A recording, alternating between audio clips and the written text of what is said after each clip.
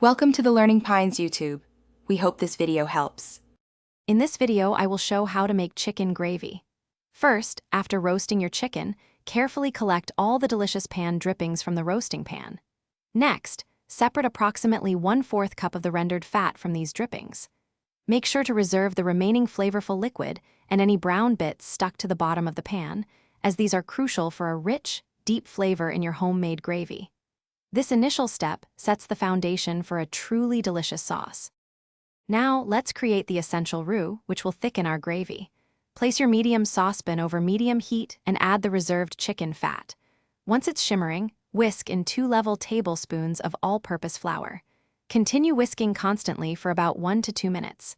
You'll see it transform into a light golden brown paste, which is your roux. This step cooks out the raw flour taste and builds a foundational flavor.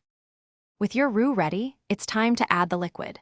Slowly, and I mean slowly, whisk in 2 cups of warm chicken broth, a little at a time, to prevent lumps. Once smooth, stir in all of your reserved chicken drippings. Increase the heat slightly and bring the gravy to a gentle simmer, continuing to stir constantly. This ensures a smooth consistency and helps the gravy begin to thicken beautifully. Finally, let's finish our delicious chicken gravy. Allow the gravy to continue simmering gently for about 5 to 10 minutes, or until it reaches your preferred thickness. Remember, it will thicken a bit more as it cools. Now, season it with about 1/4 teaspoon of salt and a good pinch of freshly ground black pepper.